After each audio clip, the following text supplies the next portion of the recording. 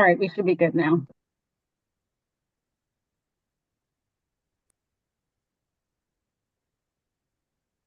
Are we comfortable with getting started, Principal Atwell?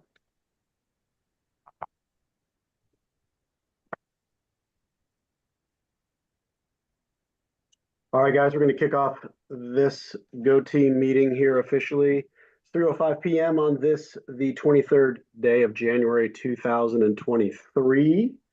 We're just working through the agenda. Do we have a motion to approve the minutes from our last meeting? Oh, sorry, I'm jumping ahead. First, we have to do roll call. Sorry about that. It's been a minute since we did this. Tangi, can you take us through roll call, please, to make sure we have established a quorum?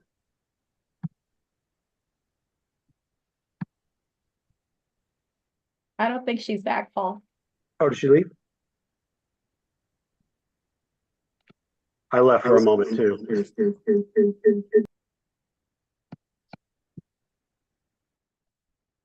Let's wait one moment.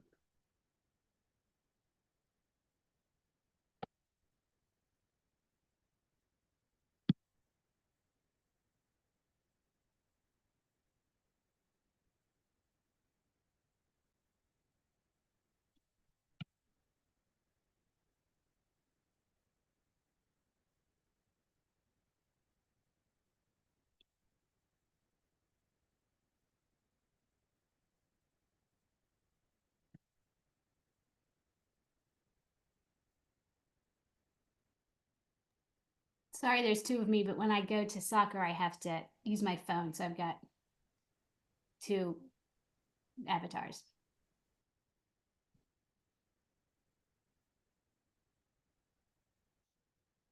We'll note that in the meeting minutes so we don't charge you twice.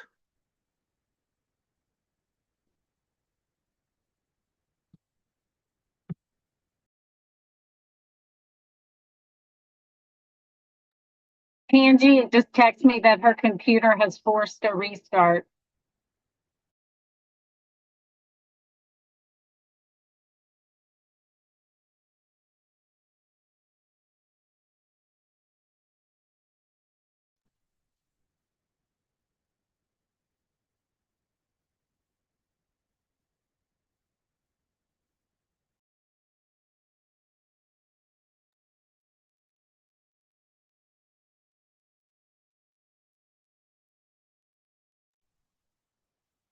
All right, we should be good to go now. Tangi's in. Okay, yes.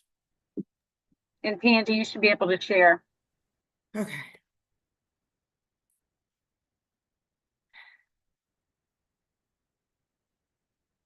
Hold on. Yeah, I'm sharing. Tangi, I kicked it to you for roll call whenever you're ready. Okay. Well, I just had to do a hard Yeah, restart. yeah, it's okay. Okay.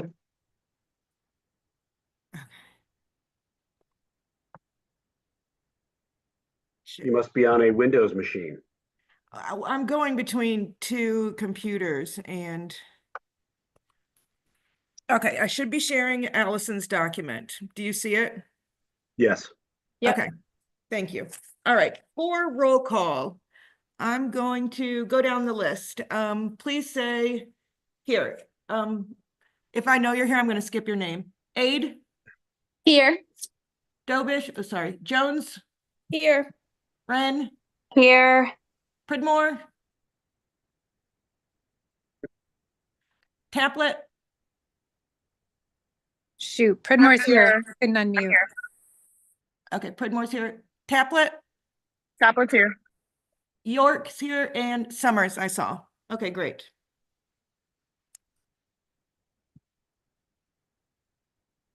Thank you. All right, Paul.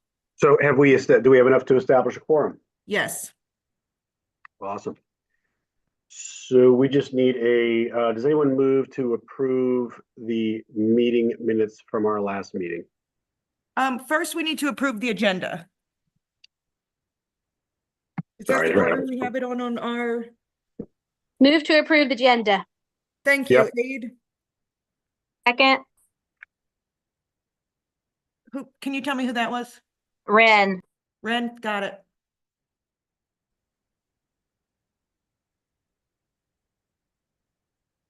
And now, does anyone want to move to approve the agenda? Or excuse me, approve the minutes? Aid, move to approve. I'll And I second. second. Isabel. Okay. Thank you. Awesome. Thank you. So agenda and minutes are approved in a somewhat clunky fashion because of me. So we're moving on to the strategic plan and Hold on, priorities Paul. review. Oh, no, Paul, there's one other thing on the, Well, we skipped over the vote on updated norms. Let's do Yes. that. Yeah, so who can give us some background on this? For norms, I think, we're gonna use the raising the hand tool. And that way we won't be like talking over each other. Is that correct, Miss Atwell? Yes. How would we use that? Just anytime anyone had something to say, they would have to hit the hand up icon? Yes. And then who would, if there were 4 hands up, who would choose the order of how people would Ms. speak? Sprinklewood, she's the secretary. And Okay. I think, well, at least on Teams, it tells you like 1, 2, 3, 4. Well, y'all, that's true. Teams allows that, but I'm here using Zoom and I don't even see a place to raise a hand. So Yeah, you got I it. probably won't be talking to y'all if we go to a hand raising approach, just to let you know. I don't know Honestly, if that's anybody true. else has one, but Where is the raise hand? Oh, I I found don't it. see It's it. under React, Steve. Under reactions. See my hand? Okay, there you go.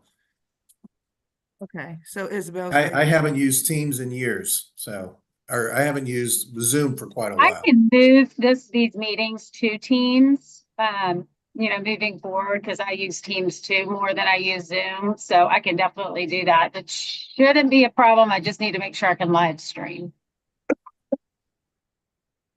Okay.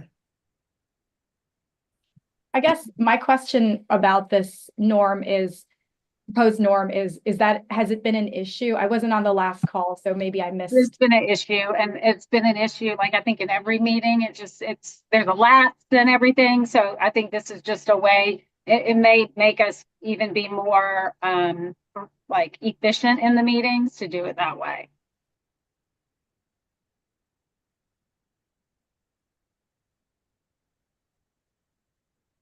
I think per Robert's rules, does someone need to move to vote?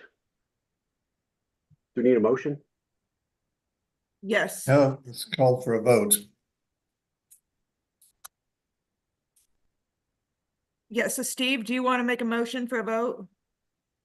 I'm not convinced that raising hands allows for, conversations to easily flow. So I'm not going to make that motion myself. Okay. That's just my perspective.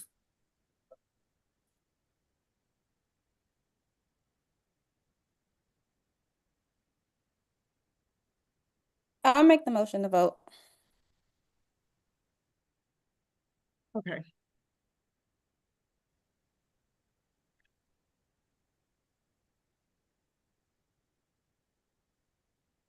Oh, and that was Jones Sprinkle. And you have to take the vote then.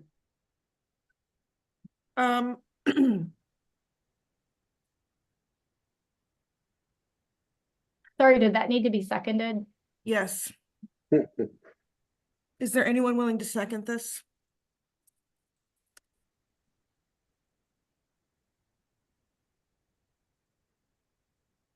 Okay, so in this case, since nobody is.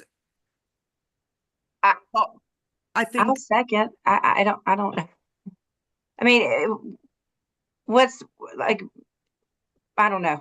That's why I didn't say anything. I mean, I can second it. That just means we're going to vote yes or no on it, right? Or Yes. we don't vote and I'm just confused. Sorry. I'm a newbie.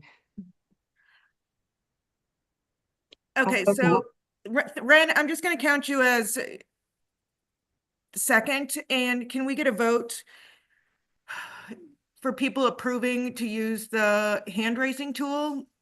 And then I'll take opposing and then anybody abstaining.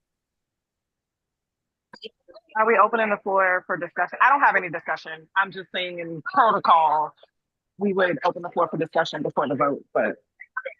Well, I was going to ask that, and abstaining means you don't care one way or the other, or what is, sorry if I seem like a dummy, but what does that mean? If you abstain? It means it doesn't count. Your vote It's a isn't no, included. right. It's no vote. So I'm going to make an observation here without raising my hand, but I'd note that we probably couldn't even have this conversation if we were using the hand raising as a norm, just to let you know, because we're not using the hand raising. And I understand the spirit behind this, but I think it's difficult to have a conversation if we insist or we mandate the use of hands. I think raising the hands is good. Well, I I do would that, that we but should I think just don't about know. having these meetings in person then, because it has been difficult in every meeting with people talking over each other. And also in the last meeting, it got contentious.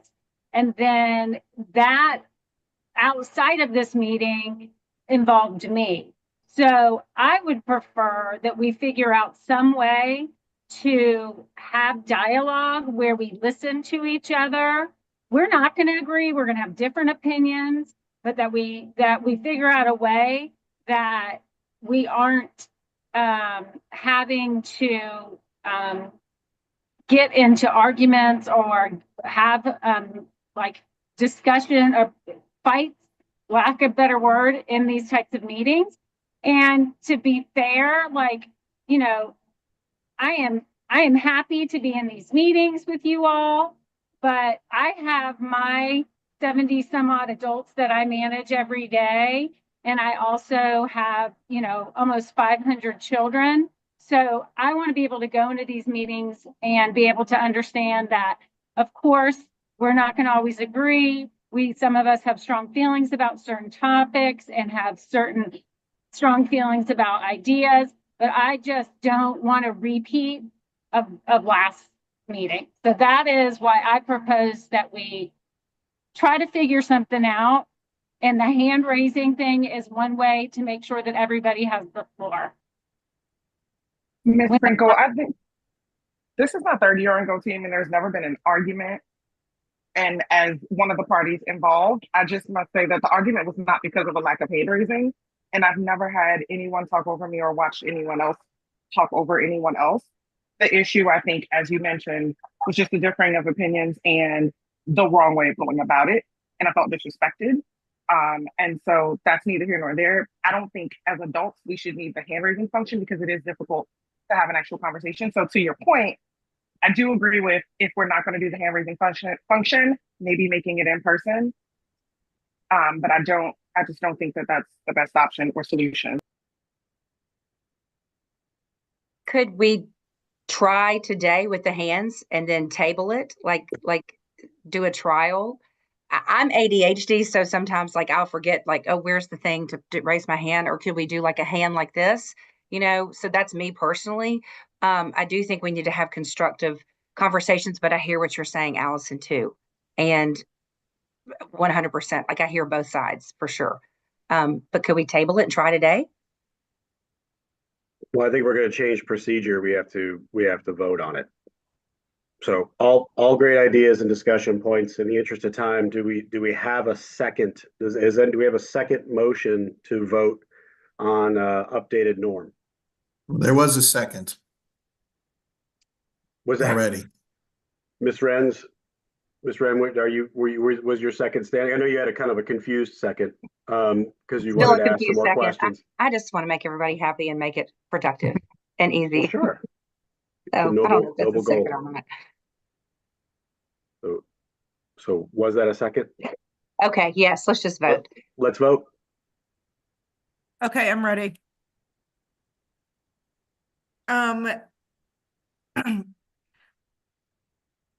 I can't remember how we did this the last time. Did I just go down the list and you said what you wanted?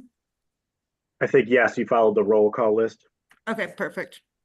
except you don't need to include Principal Atwell, obviously. Yep.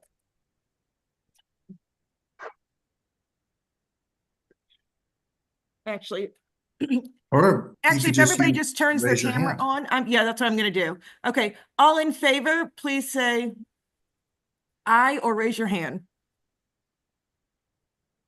Okay. One. Brandon Jones.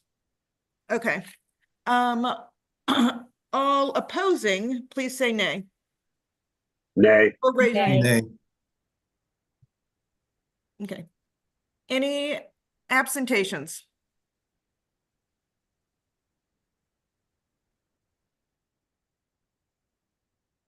Okay, it looks like the motion is denied. It does not pass. All right, next on the agenda is the strategic plan and priorities review. Angie, can I ask before you jump, can I ask just a follow-up question to that process wise?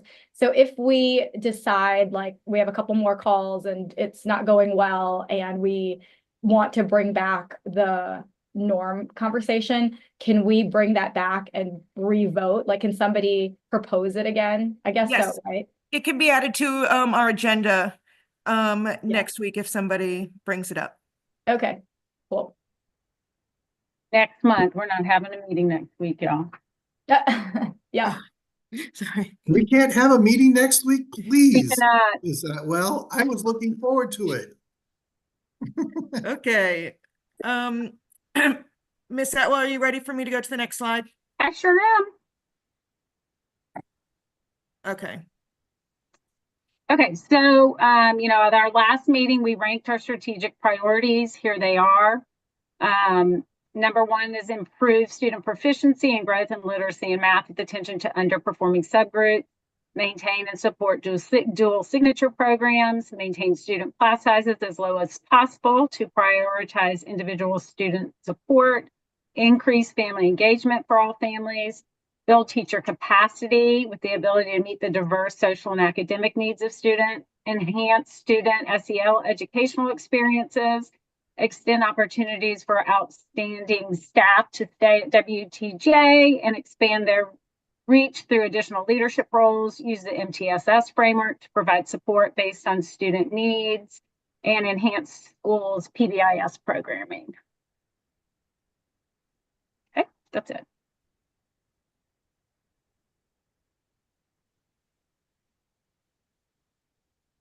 Okay, so just want to review the next two meetings are really important and we have to have them done. We have to have 3 meetings by in March, mid-March. All of our dates that we already picked fit the timeline that the district has. I think the last opportunity for Go Team meetings would be February 14th. So ours is February 13th. And then in that meeting, we'll do this be kind of the feedback meeting. And then in March is when we vote on the budget and approve it. So just make sure those are on everybody's calendars. I'm going to try to tomorrow get out some calendar invites for all those just to make sure everybody has them on their calendar. Hey guys, quick note. Chris had to jump. She accidentally direct message instead of sent it to the whole group. She's traveling for work in a work event, so she had to jump. Okay. Just raise my hand. I had a question for you, Miss Atwell. On 8 and 9, it says MTSS framework and the 9 is PBIS. Could you just give me what those acronyms are, please? MTSS is multi-tiered system of support. So that's the whole process for tier 2, tier 3, and tier 4. Tier 4 is special education. So, when kids are having behavioral academic needs, we start them on tier 2. We begin to try interventions, collect data. And then if there is not the kind of progress we're looking for, we move them to tier 3. Tier 3, if they, still aren't making progress academically or behaviorally, then we may refer to special education testing, and then they could possibly qualify and be in special ed. So Ms. Hunt at our school is our MTSS. So she runs all, and she also runs 504s. PBIS is positive behavior. And we are positive behavior intervention system. And we have been doing that for many years at Jackson. Since when Brent became the principal, we kind of started that movement his second year. And it, our houses are part of that, where the kids, are in a different color house. And it really marries very well with IB. So we Okay. are also looking to get state certified. And that is a fairly long process, but we started that last year. Ms. Payne worked on that. And then this year, our counselor, Ms. Smith, has been working on that. And there's, of course, with the state, different things that we have to do to get it. And the good thing is Ms. Hunt actually used to work. She's the MTSS. She used to work for the state in the PBIS kind of realm. So we have some good help in the school. Great, thank you.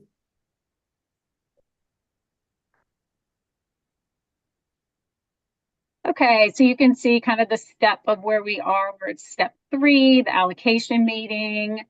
The step 4, I will be having in a couple weeks, where I talk to my principal, my cluster soup. And then we will have our feedback meeting. Then I'll have another review with budget and my cluster soup, Mr. Douglas. And then I meet with HR. And then finally, we will approve this at step 8 in March. Ms. Ewell, are you intending to, do you think you're showing this? I'm looking at it separately. Were you going to share that on the screen? I'm not sharing it. Ms. Sprinkle should be. I can see it on my screen. Okay, I can't see it. I can Maybe see it. I'm missing. Steve, do you see nothing or something different? I see speakers. Oh, yeah, we're sharing it. It's like the overview, step overview. All right, I'm back. I got it. Thank you. Too many buttons.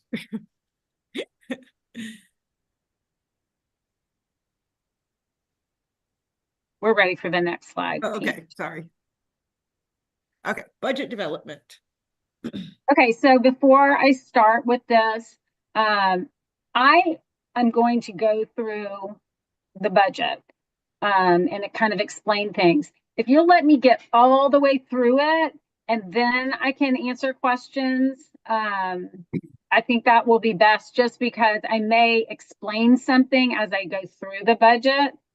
So if that's okay, just let me get through every slide that's concerning the budget. I'm going to go through first the allocation and then the summary parts of my budget, and then the signature programs part. So once I go through all that, then we can talk, and we can always flip back to slides if we need to.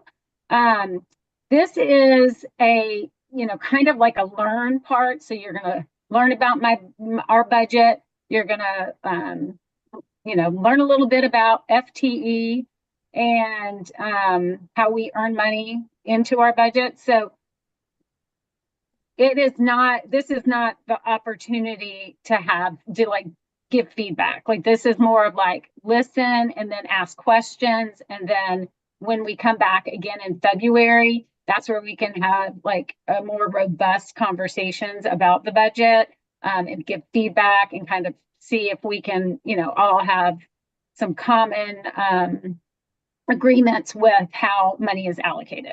Does that make sense to everybody? Anybody have a question about what I just said? Okay. All right, go ahead, Tanj. Okay. And thank you for sharing that information, because this is just our opportunity to review it. And then we can ask additional questions later. Yes, please. For the budget feedback meeting. We can ask questions today, and then we'll give more of the opinion meeting will be next time. Okay. So this is just a slide kind of saying I'm going to go over an overview of the budget, position allocations. It says request for turnaround. We don't have that, but we do have signature programs. So I'm going to tell you a little bit about requesting those funds. This is an opportunity for us to make sure to start thinking about how our budget aligns with our strategic priorities and get a deeper understanding. And then we can discuss a little bit about the proposed request for signature funds. And that's kind of it for what we're going to be doing today.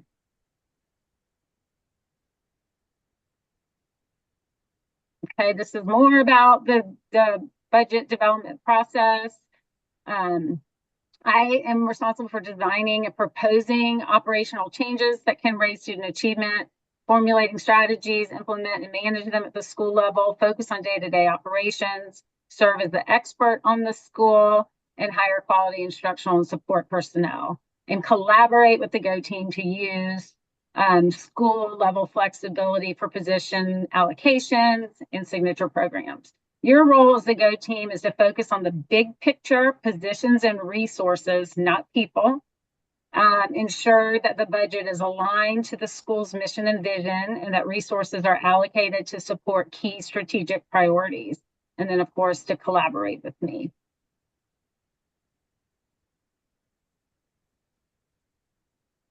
Okay. Here is our strategic plan. We made edits last time, and it is updated. We updated it on December 5th. Okay.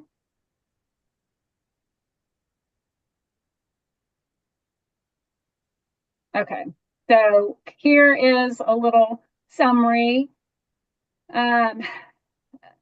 The budget represents an investment plan for our school students and employees and community. The budget recommendations are tied directly to the school's strategic vision and direction. The proposed budget for the general operations of the school is $9,200,782. This investment plan for the 25-26 school year accommodates a student population that is projected at 491 students. That's up 68 students from our last projections at this time last year. So that is why we have such an increase in our budget. This is I was expecting our budget to be down, and it is up $2 million. Okay, you can go to the next slide, Tange. All right. Okay, so this shows you how our budget changed. And so you can see on the left is our allocation, our money allocations for this year. And the middle is the allocations that were last year. And then it does the change of why it's different. And the big reason why it's different, if you will look, I think this is probably the most interesting part, is number one, we are 68 students over. So, you know, the base per pupil, I don't think they have it on that page, on this page, but it's. Can we go to the next one? No, it's fine. I think it's over $6,000. So that's the base for every student is about a little over $6,000. So that's one thing. And then what they did is they changed that. So each grade level, is broken down right there. It shows you 32 extra. I'm projected to have 32 more kindergartners, 14 more first, 20 more second, 3 more third, 4 more fourth, and then it's -5. I called about that. I still earn money there. I don't know why it's like that. I didn't quite understand what Kathleen and Lou explained to me, but regardless, because I thought it was a mistake, but it's not. So anyway, so that is largely where we got more money. Tange, you can go to the next slide. Okay. Okay. So any questions? I'm sorry, before I go to the next slide, any questions about that allocation page? You want to skip? Yeah, go back. One thing I want to point out, I forgot to point this out. So if you look at the middle allocations, you can see that in kindergarten, we got the base per pupil, plus I get 60% more of that base for every kindergartner, 0.6, okay? And so they do that in the past, you can see they do it only for kindergarten first, second, and third.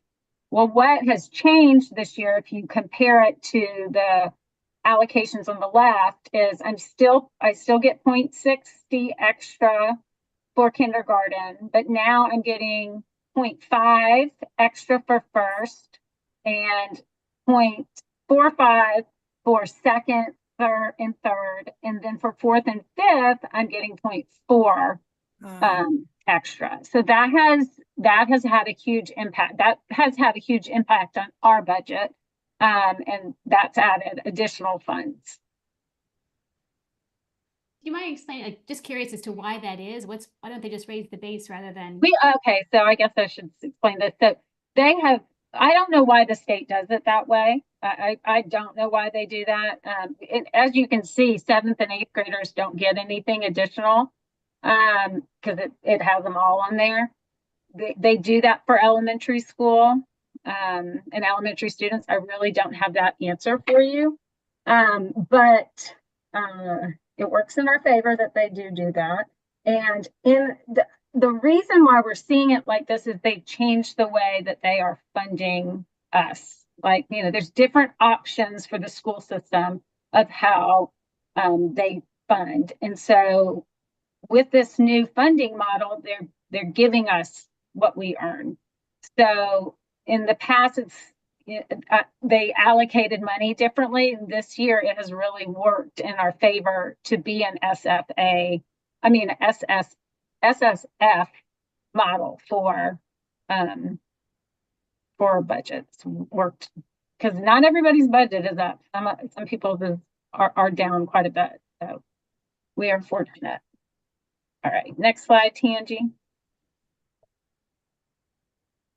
Okay. So now we're going to go into the summary tab and several slides. I just want to explain first. So there's different, with every position, there's different flexibility that I may or may not have. So I may not have flexibility with every position, but some positions I can have flexibility with. So there are earned positions, so money that we earned, are positions that we earned. And then there are funded positions that the district funds that we didn't necessarily, there's no earning it, but the district is going to fund the position or is proposing to fund the position. And then staffed is what I currently have. So that's what I currently have in the school. And the difference column is basically like, I have already begun to edit this. So that's why we're in you can see we're in the negative. I've already begun to kind of play around with it. That's all. I haven't, there's no final, I haven't, made all these decisions, and I'm still kind of fiddling with it to figure out what is going to work the best for us and what I think that we need at Jackson. And then there's a comment side, which I didn't put in there, and that's where I just make comments. This year with our budget, we have lots of flexibility with positions. As an example, counselors are a flexible position, media specialists, assistant principals, gifted teachers, connections teachers, they're all flexible, meaning if it is not something that our school needs, then I can talk to my boss, Mr. Douglas, and give him the rationale of why, the district might have funded me 2 of something and I only wanted to use 1.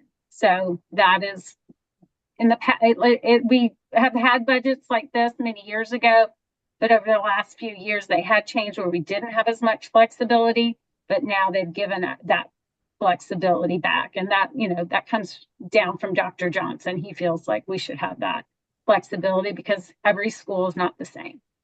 So you can go to the next slide. Oh, well, sorry, don't go to the next slide. So here is our summary tab for the homeroom teachers. You can see that they have funded me 5 kindergarten teachers, 4 first grade teachers, 4 second, 4 third, 3 fourth, and 2 fifth. So that is what they have funded me so far. And you can see, just as an example, you can see kind of what I've been thinking is that obviously when you look at our projections, which are up there at the top, we're projected to have 55 kindergartners, 95 kindergartners, 96 first graders, 88 second graders, 74 third graders, 77 fourth graders, and 59 fifth graders. Right now in fourth grade, I have 62 fourth graders, I think. So they're expecting us to go down a little bit for next year for when they're in fifth grade. So that is why they have only funded me 2 teachers. The max I can have in the fifth grade class is 33. So obviously 59 divided by 2 is 29.5. So I obviously do not want 29 children or 30 children. Ms. Sprinkle has been both a fourth and a fifth grade teacher. That would be a lot. So I have that flexibility to add another teacher there because I have some flexibility and some other things that they gave me money for. And I'll show you that.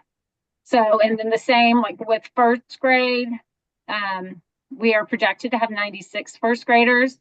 That would be 24 first graders in a class. The max in first grade is 26.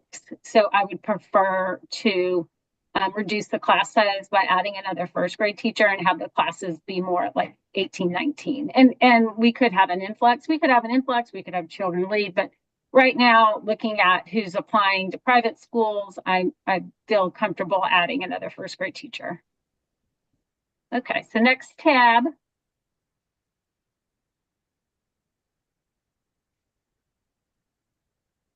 Okay, so I'm just going to go through. Go to the next slide. That one's in the wrong place. Sorry, Tange. Okay, this one. Go to the next one.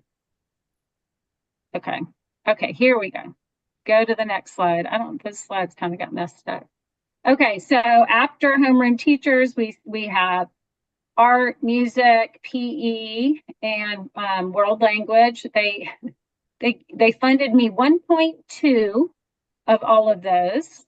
So that would mean an extra, somebody working one whole day. And that would probably be a really hard thing to find as somebody that wants to teach, that's certified to teach art or music or PE or world language 1 day a week. It'd be pretty difficult to find, but that is what they funded me. Currently, I have staff, 1 in each. And at this point, that is what I'm thinking we'll continue to do as one.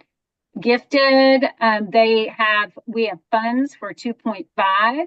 We have, obviously, Miss Sprinkle is the gifted 1.0. She was part-time, but I made her full-time because I think it benefits the school for her to be full-time, and plus I had the money to do it, so that was great.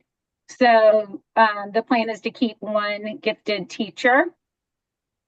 EIP teachers, they gave me 1.5 EIP teachers. We've always had 2 EIP teachers. And my plan is to continue to have 2 EIP teachers. EIP teachers are early intervention teachers. They work with students that perform the 35th percentile or below. Okay, then, so the things that are in gray are kind of things I don't have no flexibility. So we have 1 ESOL teacher, English as a second language teacher. We have currently staffs that we're going to have 6 special ed teachers. I'm thinking we might actually have 1 more. And then we have a special ed lead teacher. That's 1 position. And then we have our special education preschool teacher. So those are not anything we can change or do anything with. Nothing around special education that's funded through special education. I do not have the autonomy to be flexible. Next slide, Tange. Okay, so awesome thing. They have funded me. So I will have I actually think in this budget, they put 7 special ed paras. That's not a flexible thing. It's in gray, but I think I actually am going to have 8 or 9. But that just changes. That's not something we need to worry about. Paraprofessionals in kindergarten, they have funded 5 of those. So I think that's awesome. That's in addition to our budget. So that was awesome. Principal, that's not a flexible position. So we have one principal. They gave us 2 assistant principals, but you can see they did not put funding in for the program administrator. I guess that's just how they do it. So we will continue just to have 1 assistant principal and Dr. Austin, the program administrator. So no changes there. School secretary, they funded 1 secretary and 1 bookkeeper.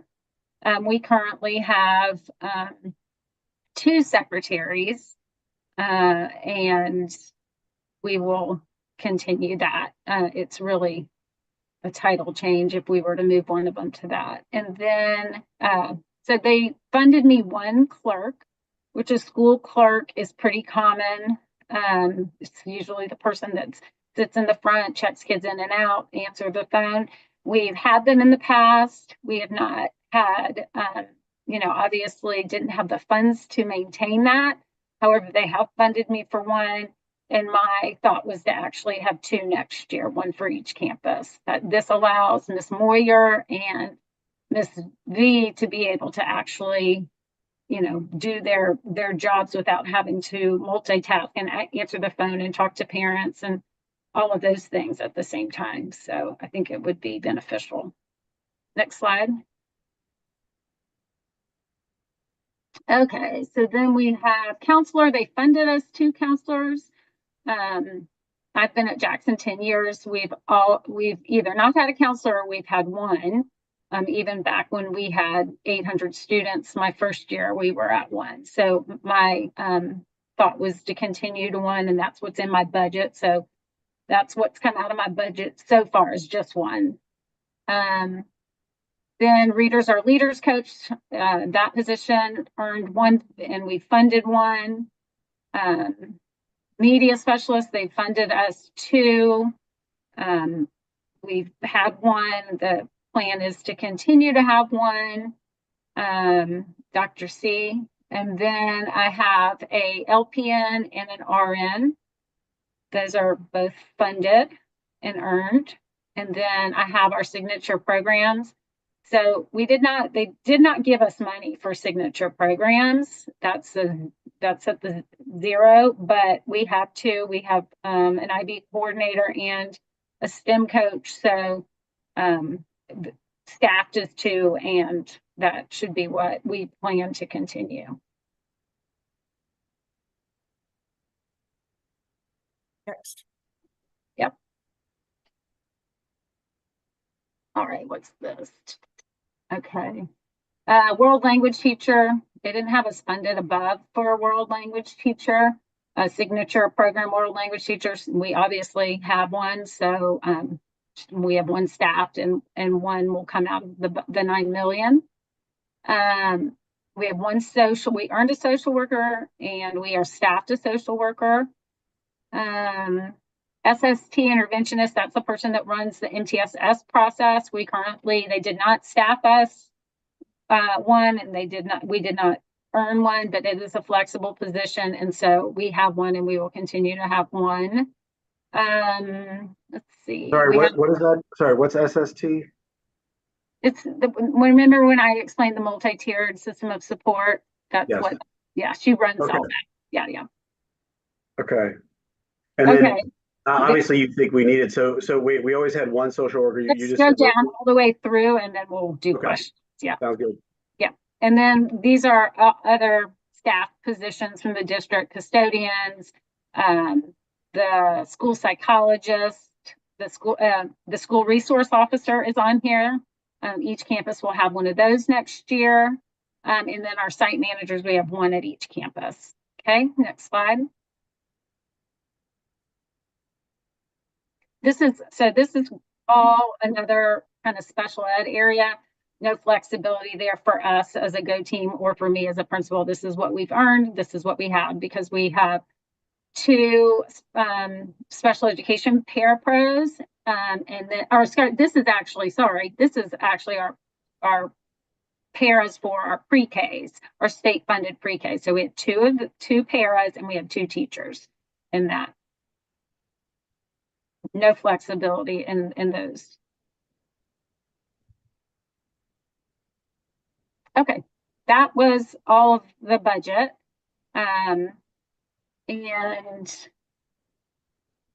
well, that was all of the position allocation part, but this is just the non-staffing tab. This is where I put, you know, the money that I think that we need to run the school. The district puts in their recommendation, and then I can then edit and allocate funds as we see fit. So I have done that here. And that's money that, you know, once they give us the suggested, then I can move it around. Is there another slide, Tangi? I think there's one more.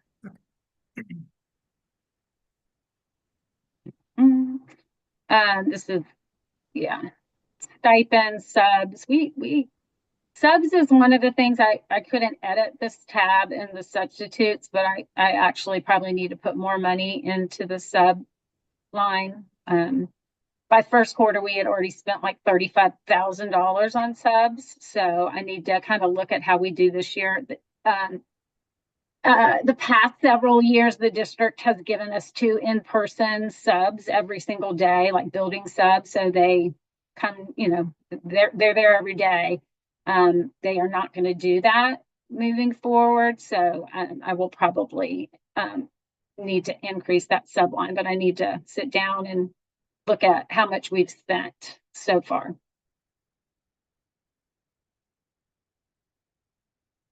You can go to the next. Okay, so the district has changed signature and turnaround school processes. So what impacts us is signature. We're not a turnaround school. They are piloting, it's zero-based budgeting for signature programs. This means that it's going to allocate the funding based on program efficiency and necessity rather than on the budget history. If you've heard Dr. Johnson speak, he talks a lot about, you know, putting the money where it needs to be and having outcomes that support the use of that money. So that is kind of the idea behind this zero-based budgeting for signature programs. So we have not been allocated any money at this point for signature programs. So that would be our Spanish teacher, our IB coach, and our STEM coach position. Okay. So my job is then to develop the request for what I think that our school needs to maintain our signature programs, positions, and money that pays dues and pays for, you know, curriculum or materials with IB. A lot of training comes with IB, is required of IB. So funding for that, and then also funding for other things that support our IB program. Okay. And then to go to the next slide. Okay. So here is the fund request that I will propose to budgeting into my cluster suit. It is to get funds for our program coaches, STEM and IB, and to also get funds for our world language teacher. We get those, they approve all of those funds, we'll get $430,760 added to our budget. Next slide. And then this is signature program funding non-personnel funds. This is actually based on our current IB budget that we have, and what, you know, kind of can change from year to year depending on who needs to be trained and pay for different things. But this is about the amount of money that our current IB coordinator has budgeted, plus also what our STEM coordinator has budgeted.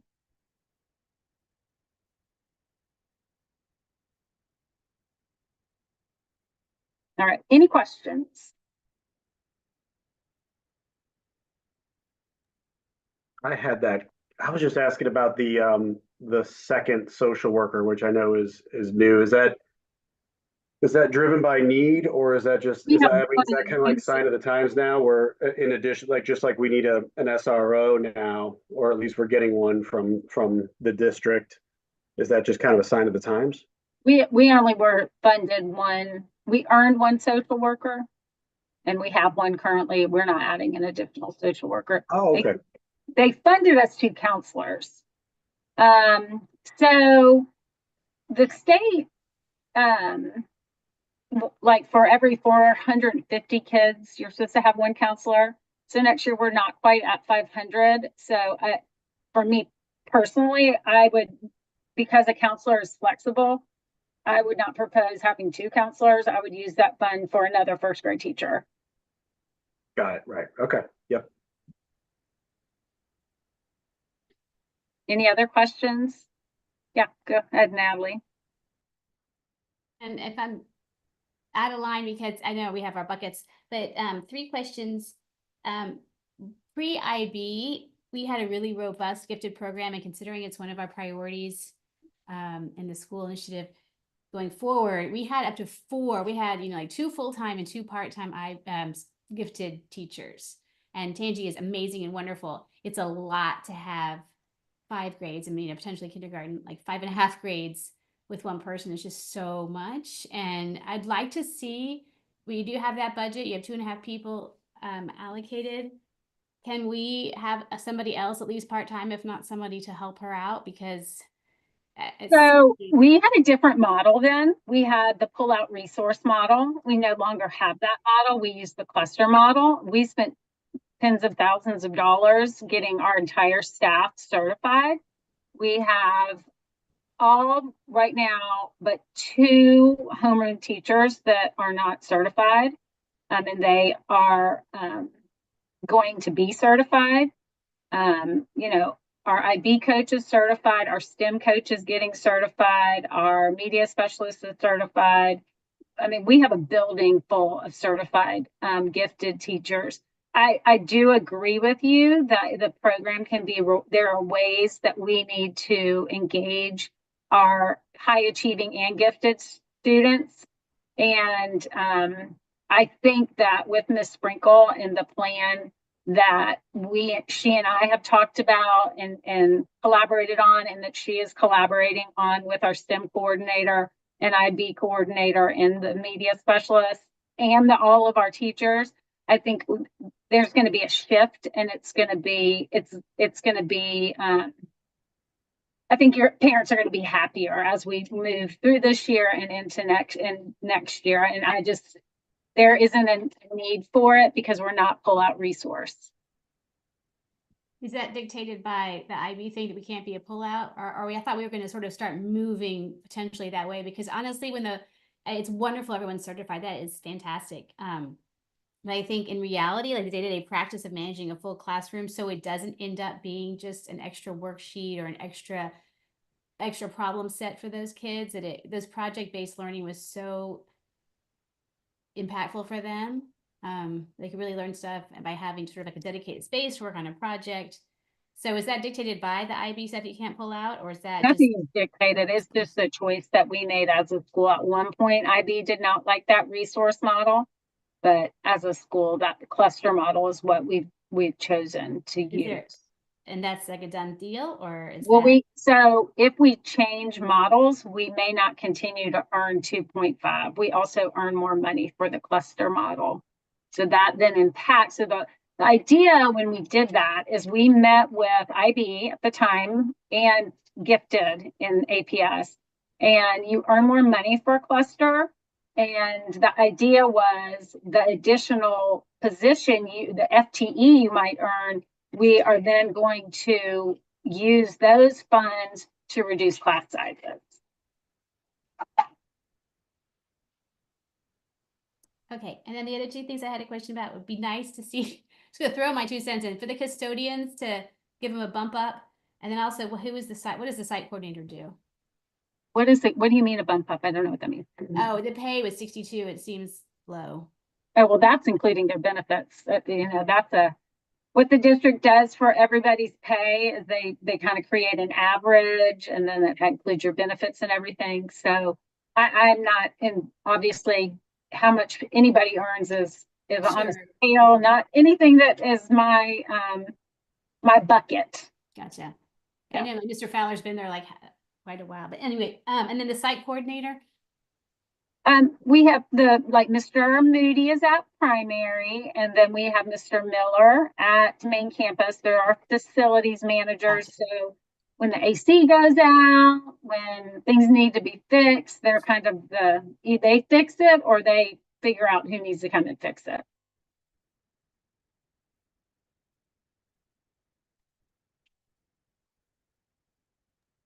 Any other questions? We have 4 hands raised. I think Mamie was second, followed by Lauren and then Isabel. I didn't think we were using that, guys. Miss Vogel, It's optional. Miss Vogel, at the end of the meeting, there'll be a time for public comment, okay? Lauren, you go ahead, and then I'll ask. I just wanted a little bit more clarification on if IB or STEM is not approved, like the recommendation that you put in isn't approved. Do we have to figure out where to get that money from that's already within the budget? Just want to make sure that I'm understanding correctly. I have some flexibility with some positions like they funded us 2 media specialists, which I don't think is a need for us. I would continue to probably have at least one media clerk, would have a media clerk, but there is flexibility in it. So before before our next meeting, when I come in, I'll have down what I think. I'll have down what I want, and what I've talked to my team about, and then but I do think that I'm not worried about that red. Okay. Yeah. Allison, I just had a couple questions. One is looking at the EIP allocation for 2 individuals. Is that just, I know we've usually historically had 2, right? Is that a function of the number of students that need EIP support versus I know this will be asked, right? Like gifted, are we hiring or allocating in relation to the quantity of students that need that sort of support? Yeah, I mean that we have 2 because of the need of it. Because at one point they only would fund us 1, and we have 2, and those current people in those positions, they do work obviously with every child that is tagged EIP and qualifies for EIP, and we do earn money for them. But they also see students that they refer to kind of as the bubble kids, kids that might be struggling, but don't quite qualify to be tagged EIP, but. Got it. So by nature of that, there's more that they're covering. Okay. And then just EIP directly, that program is directly impacts our student achievement. Yeah, totally. Okay. And then just a comment really back to Natalie's question to begin with. It sounds like there's a great plan in place. I think that we should have a plan to communicate it to parents, in terms of what the future state is going to be. I'm sure you've thought about that, but I think everyone's asking that same exact question. Yeah, and I think Tangi, I don't think we should do it in this meeting per se, but I think at the next meeting we'll have Tangi talk about it. Only reason is because for time's sake, and plus I don't want to put, Tangi's pretty good, but I don't want to put her on the spot. Good on the fly, but maybe not today. Yeah. I'm still not over my computer shutting down, so. Okay, no, that sounds great. Thank you. Okay. Allison, just a couple quick questions, if you can hear me. One, on the non-personnel adjustments that you've requested, I think is on a subsequent page from what we're looking at right now. I just noticed it's a small item, but maybe it's important. Right there on that page, teaching and other supplies from 25, is that the allocated? And you're requesting $75,000 more for other supplies? Yeah. Okay. And just And that, wondering, the beauty of that, so anything, the good thing about this is I can move it around later. So say I needed the money for secretary overtime or anything, like I can take money and move it on different lines. so it's fungible. You could use that for other things if you don't actually need the supplies. The Yeah, other that's question why yeah. I put it there and I put that much because I wasn't clear about where else I wanted to put money. So that's an easy place to put it, to throw it. Yeah, uh, is it likely they're going to approve your changes and Oh, fund it? Okay, then the other thing is I noticed on a prior slide, and this is kind of reflecting back to the prior year where we talked about, I'm not sure if it was called the baseline supplement, but there's about a $300,000 difference in baseline supplement, what I saw from the prior year to this year.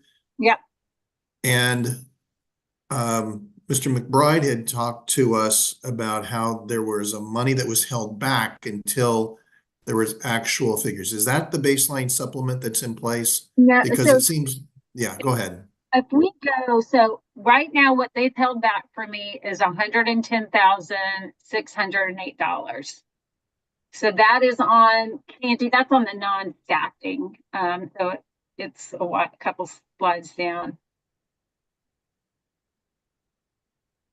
Okay, so 110,000, they've held that back pending. Is this the right one? Yeah, no, it's like one of the last slides. It's on the same one that teacher and other supplies, like the general fund money, where right there. Okay. So 110 reserve, that's the reserve, yeah, okay. reserve. So this year they gave me back after school started half of the reserve. So they could give me half back or they could give me none. But they will not Right. give that money until we're actually in the next school year. And the baseline supplement is then distinct from that then, and what is the difference that goes from 100 to about 400? Why is the base, and what is that money to be used for? What line is where It's the is prior that? slide, Slide 5. earlier. Is it the allocation slide at the very beginning? It's more near the beginning. It's prior to this, prior, Yeah. right? You're close. That That's it. That was it. Go back to 10. The prior slide. Oh, this one? There we go. So the baseline supplement left column 422, Mhm. baseline supplement 102. Are these two different years? Is this the prior year and then this year? Is that what that is? So on the left is what I've earned this year. The Okay. middle is what we earned last year. So you can see the big jump. And then on the right is kind of how it all kind of adds up. Okay. I couldn't screenshot it as one picture, so I had to put it on two different slides. And the baseline supplement isn't additional money. It's just money that's additionally budgeted. Is that correct? And it's earned. It's earned. Okay. Actually, I think what that baseline supplement is no, I'm not. Difference of 320,000. Yeah, it's a big difference. I mean, I'm just wondering where does that go? What is that to be used for? Well, it's used for all Everything. yeah, anything. Like, so you know how they funded me? Like they put in money for 2 media specialists and 2 counselors. It wasn't, I think the only one that was earned was the media specialist, but then not the counselor. So that baseline supplement is probably some of those things. Okay.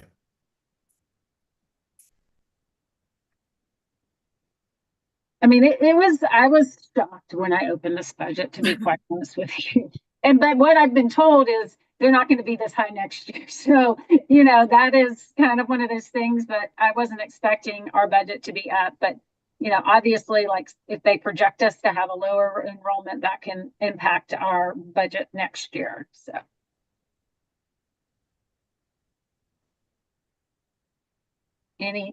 Who else has a question?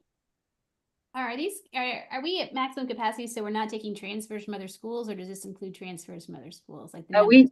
we have to, we're not at capacity at all. I don't even think we're at 40% capacity at the main campus. I can't remember the numbers, but no. We are not even at 50% capacity at either campus. Wow. So like the bump up in the younger grades, pre-KK first and all that for next year, is that is that an influx of zone kids, or? It's just what like the strategy and management people project that, you know, based on the trends over several years. So they have us projected at 491. I did not, we are still gonna, of course, host school choice children. And that process, I think that is still actually up, so people can still continue to put their names in the hat for that.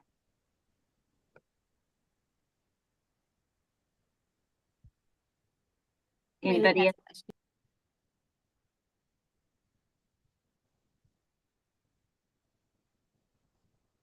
Myron. Hey, can I ask a question, Allison? Do we know like what grade levels or how many kids?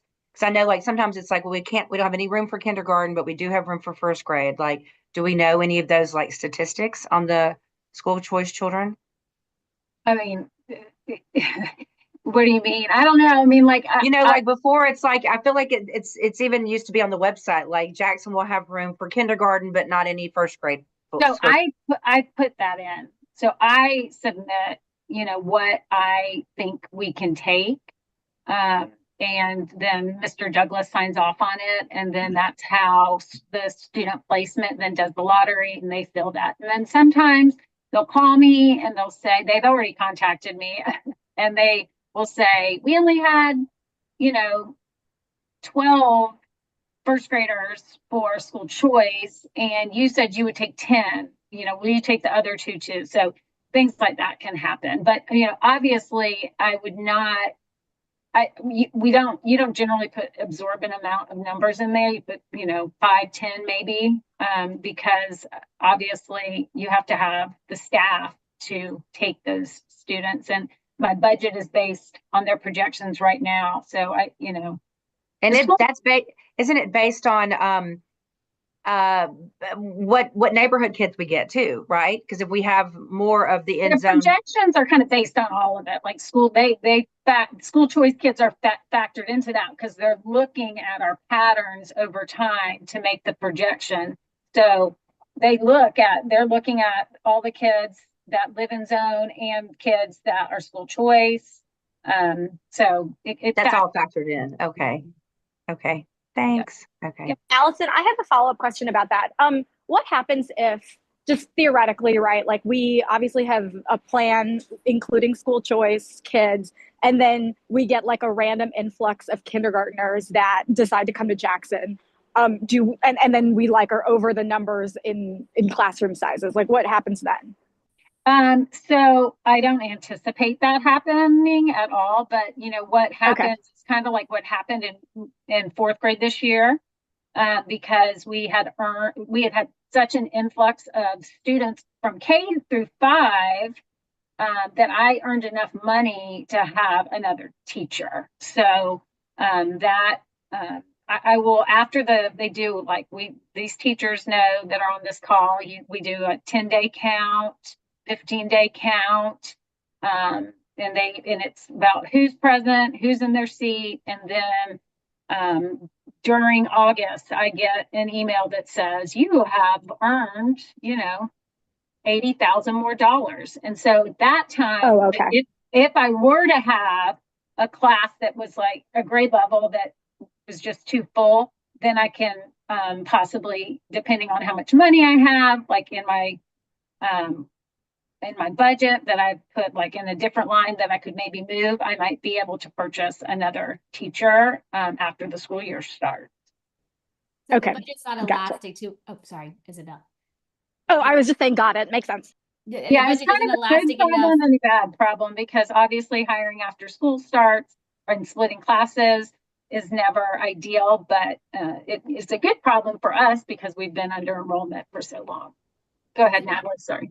Sorry, is the budget fixed at a certain point, like, August 1, it's done, or is there some flexibility, elasticity in that to adjust for? So we vote on it in March, and then that part for Go Team is completed. And then, but then of course, within my non-staffing, and some of the other buckets, I may have, I can move some things around.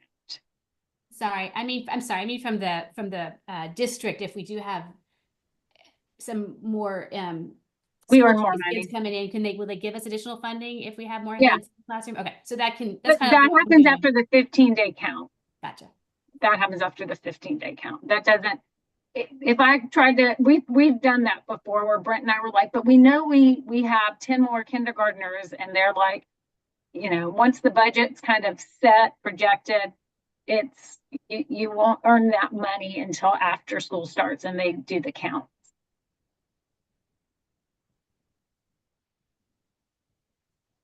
Okay, so there's dates again, for what's next, our February meeting, our March meeting. Next slide, Tangi. Oops, hold on. Oops. Okay. Okay, so information items, I just want to talk really briefly. First of all, it's not on the agenda, but we did get our security grant quote approved. So that was being put into a requisition today, and we should have a PO early next week so that we can get that ballistic film installed hopefully the following week, because I know the company is ready hopefully then. But so we're going to do that. We did have to kind of go through a different avenue. It's the same company that it will be installing it, but we did have to kind of go through a contracting company so that they could sub with this company. And it increased the cost for PTO, and they graciously are going to pick up more than they had planned to, that they're going to be able to pick that up. So that's good. CCRPI for 2024, obviously, we've talked about this previously. Our Closing the Gap score went from 100 to 55, which was obviously disappointing. Our Content Mastery was a 98.8, which was excellent. Our Progress was 98.4, which was up from the year before. Our Readiness was a 93.5 and up from the year before. The Closing the Gap was the only one that really dropped, and it dropped pretty significantly, and that was due to not meeting the target set by the state with our Black group, our subgroup, our Hispanic subgroup, our economically disadvantaged subgroup, and our special education subgroup. So, we are right now, and, since this all has come out, really trying to figure out how we can make sure that we can meet our target for next year's CCRPI. And at this point, we're kind of in the same bucket with our CCRPI projections for next year. I've had the data strategist pull and kind of give us some estimates. So we're kind of in the same bucket, but we're just going to keep working to make sure that we are closely monitoring, and also to make sure that we are putting in additional supports. Dr. Green, the new AP, our coach, our EIP teachers, our gifted teacher, all of them kind of figuring out what are we going to do to move kids, whether they're a level 1 to a 2 or a level 3 to a 4. So we're kind of making sure that we're not just looking at, the kids that got a level 1. We're looking at all of our kids and seeing who can we move and how can we get them there and what we're going to do. So we are really working on that this year. And we're also looking at, kids that come in new to Jackson and starting to think about, okay, so of third through fifth grade, almost 30% of those students in third through fifth grade are new to Jackson since August of 23. So that's almost a third of those children. And I have a lot of confidence in our kindergarten through second grade teachers, but when kids come in that are new, they don't always have the same foundation that our kids that have been with us since kindergarten or first grade. So figuring out a plan to make sure that we aren't just giving them the MAP test, but we're drilling down to see how we can support those kids to push them and to get them at the same level as our kids that have been with us for a long time. So that's all I have for CCRPI. You can go to the next slide, Ms. Sprinkle. Chris, there's no cluster advisory meeting report, and Chris dropped off the call, but there hasn't been anything new with that since the last meeting. Okay. Anybody have any announcement? Yes, I do as the secretary. I would like to remind all of you, Go Team members, to complete their budget training on the Ellis platform. If you need assistance with the platform, contact the Go Team office. Has anyone completed the training yet? Good job, Paul. I haven't.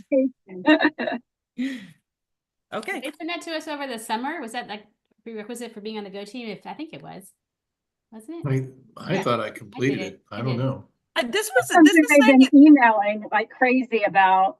I think this is an addition. We did the one in that was just like general Go Team information, but this one is like specific to budget training. I thought there were two up front.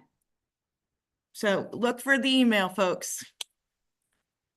And okay, now I know we have someone here for public comment. Yeah, can you review the protocol first? I can try to find it if you don't have it pulled up. I do not have it pulled up. Okay, I've got two screens here, and so let me get on the other one.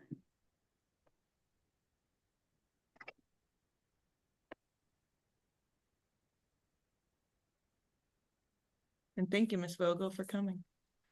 We're going to go over the protocol for public comment. Thank you. Thank you for doing the homework to figure that out. I did not mean to add work to any of your plates. No, no worries.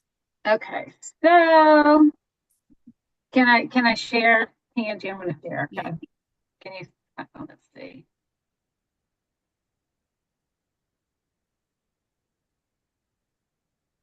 Okay. Does everybody see that? Yep. Okay. You want to go through it, Tangi? Yep. Okay. For Go Team public comment format, 20 minutes will be allotted for public opinion on 4 annual meetings. Go Team members will not provide responses or engage in direct conversation during public comment. Those wishing to comment will sign up via Google form.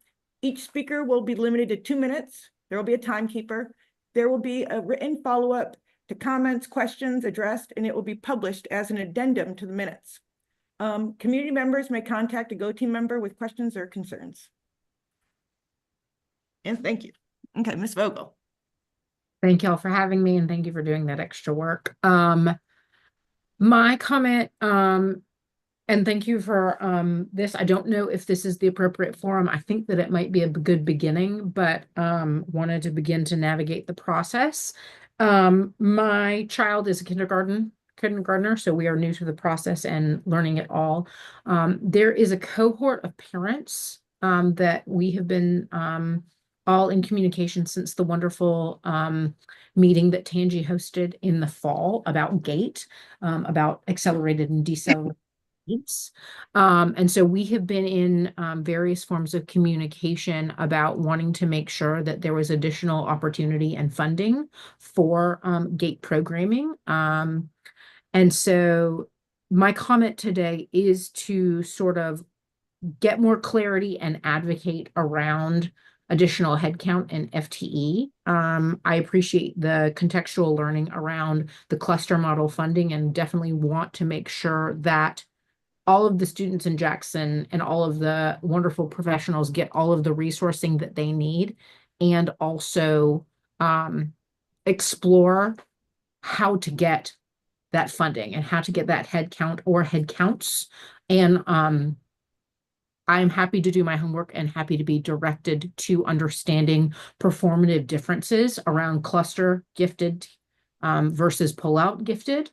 I think that there is a lot of contextual knowledge in having all of our wonderful teachers gifted certified, and there's a lot.